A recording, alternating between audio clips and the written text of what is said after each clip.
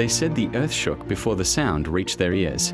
A low, rolling thunder, unnatural, metallic, swept across the plains of Tondibi like a storm no priest had ever foreseen. Thousands of Songhai warriors, masters of cavalry, river warfare and desert marches, froze for the first time in generations. They had dominated West Africa for nearly 2 centuries. They had broken kingdoms, crushed rebellions, and commanded everything from the Niger River to the edge of the Sahara. But on this day, they faced something they had never encountered, a sound that ripped the world open, a flash of fire, a blast that felt like it split heaven itself. And in that moment, they understood a terrible truth. They were not fighting a stronger empire. They were fighting a new kind of war, a new world, a world shaped by gunpowder. How did the greatest military machine West Africa had ever built shatter in a single afternoon? Who dared to challenge them? And how did a civilization stretching across modern Mali, Niger, and Nigeria collapse under the echo of Moroccan muskets? The story begins long before the smoke of Tondibi. Before Songhai rose, the Niger River Valley was a crossroads of worlds. The ancient empires of Ghana and Mali had once commanded the trade routes of the Sahara, sending gold north and bringing knowledge south. Caravans moved like armies, carrying salt, cloth, and ideas. But by the 1400s, Mali began to fracture. Cities rebelled, provinces broke away, and the empire's grip on the river loosened. In this shifting landscape, one city quietly positioned itself for greatness. Gao, a city older than memory, sitting on the bend of the Niger like a gatekeeper between the desert and the forests. The Songhai people who lived there were traders, fishermen, farmers, and warriors. They understood the river's moods, its channels, its power, and they understood that whoever controlled the river would one day control the world around it. Songhai began to expand, slowly at first, then with purpose. Rival chiefs were defeated, trade towns were absorbed, influence spread outward like ripples on water. But ambition alone does not build empires. It needs a spark, a leader who does not ask for destiny, but seizes it. That leader was Sunni Ali.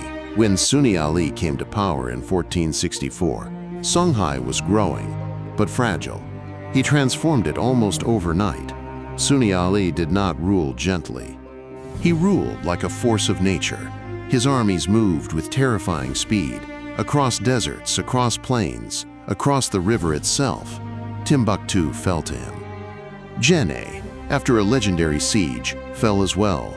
Rebellions, no matter how small, were crushed without hesitation. But Sunni Ali was not just a conqueror.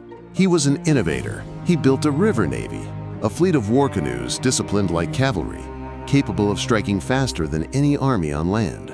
Songhai soldiers would appear out of morning mist, paddling silently, then overwhelming enemies who believed rivers protected them.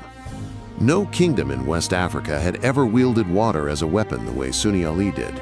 Some called him ruthless, others called him brilliant. Everyone called him unstoppable. By the time he died in 1492, Sunni Ali had laid the foundations of a superpower. But conquest alone cannot sustain a vast empire. Someone had to organize it, stabilize it, legitimize it. That task fell to Askia Muhammad, Askia the Great. Askia Muhammad did not simply inherit the throne, he took it. After Sunni Ali's death, he rose to power with a vision far different from his predecessor. Where Sunni Ali ruled with sword and fire, Askia ruled with law, diplomacy, and administration. If Sunni Ali forged the empire, Askia refined it. He reorganized the government with almost scientific precision. He appointed governors to provinces, created systems of taxation, and established a chain of command that stretched across thousands of kilometers. Trade was regulated. Caravans were protected. Markets flourished. And Askia's reforms extended beyond borders.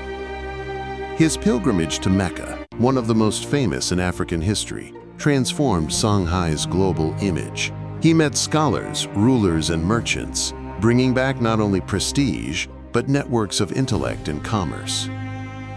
Under Askia, Songhai became more than a military giant. It became a center of culture, religion, and economics. At the heart of this world stood Timbuktu. To outsiders, Timbuktu was a rumor, a city of gold, shimmering in the imagination of distant lands. But its true power was far greater. Timbuktu was the intellectual capital of West Africa. Its libraries held hundreds of thousands of manuscripts. Its scholars debated astronomy, mathematics, medicine, law, and philosophy. Students traveled from across Africa and the Middle East to study there. Inside its universities, ideas flowed with the same richness as the gold in its markets. Timbuktu was a lighthouse of knowledge, attracting those who sought wisdom in a time when much of the world struggled with conflict and stagnation. Yet even knowledge needs protection, and Songhai's military was the shield behind its brilliance. The Songhai army was a machine built for dominance. Its cavalry was legendary, armored riders charging across open plains with precision and ferocity. Its infantry was disciplined and numerous. And its river navy allowed rapid deployment across hundreds of kilometers. In an era when river control could determine the fate of entire kingdoms, Songhai's mastery of the Niger made it unbeatable. For years, no enemy could challenge them. No rebellion could shake them. No rival could match their speed or strength. But power attracts envy. It attracts ambition. It attracts threats from beyond the horizon. And far to the north, in the deserts of Morocco, one ruler looked toward Songhai with hunger. Sultan Ahmad al-Mansur of the Saadian dynasty had ambition that stretched beyond the Sahara. Morocco, though wealthy, had been drained by wars and needed gold desperately. When the Ottomans expanded eastward and northward, Morocco needed new ways to fund its independence and ambitions. Songhai's gold, Songhai's salt, Songhai's trade routes. These were the lifeline al-Mansur sought. He demanded tribute from Songhai, tribute that Askia refused. And in that refusal, al-Mansur saw opportunity. He believed Morocco, with firearms and European gunpowder, could defeat any African power, no matter how large. So he prepared an invasion unlike anything West Africa had seen. Judar Pasha, a Spanish-born general captured as a child and raised in Morocco, was chosen to lead the assault. His army was small, barely 4,000 men, but armed with muskets and heavy cannons. They marched across the Sahara, losing men but keeping formation, driven by a single promise: conquer Songhai, seize its gold. When the Moroccan forces finally reached Songhai territory, the empire gathered its strength. Tens of thousands of warriors prepared to defend their land. Cavalry lined the plains. Infantry positioned themselves behind shields and spears. Songhai war canoes waited on the river, ready to strike. They believed numbers would triumph. They believed courage would triumph. They believed history would protect them. But history had other plans. The two forces met at Tondibi in 1591. Songhai charged first. Cavalry thundered across the plains, spears lifted, dust rising in powerful waves. It was a sight meant to break enemy morale before contact. But Judar Pasha did not flinch. He ordered his men to hold. Musketeers raised their weapons. Cannons were rolled forward. Then came the moment that changed West African history. A blast tore through the battlefield. Louder than thunder, brighter than fire. Songhai horses panicked. Warriors who faced arrows and javelins all their lives had no defense against invisible death. Muskets cracked in terrifying rhythm. Cannonballs slammed into the earth, ripping holes through formations. The Songhai charge shattered. Soldiers tried to regroup, but the noise, the smoke, the chaos, everything was alien. Their arrows fell short. Their spears were useless against distant fire. Their riverboats could not outmaneuver gunpowder. The mightiest army in West Africa had no answer for a technology they had never seen. The defeat at Tondibi was not just a loss. It was a breaking point. After Tondibi, the empire fractured. Moroccan forces advanced, taking Gao and destroying Songhai's political center.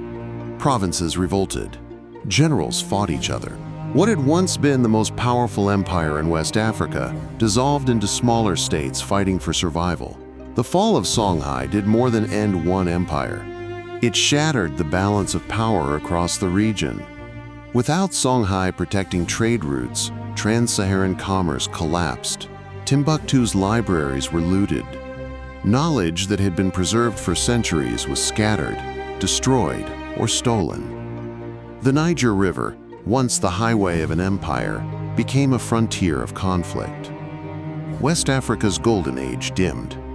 Yet even in its fall, Songhai left a legacy that shaped the continent.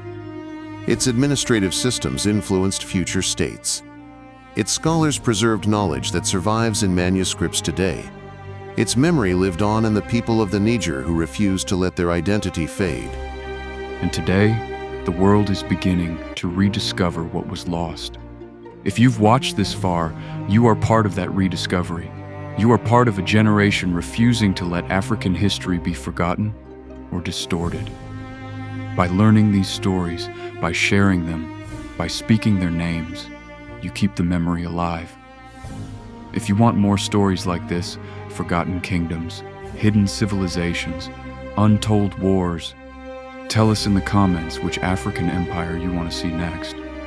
Your suggestion might shape the next chapter. This has been Day 7 of Dark African Chronicles.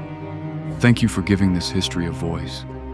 Thank you for bringing light to a past that deserves to be known. And remember, empires rise, empires fall, but the truth survives in those who choose to seek it.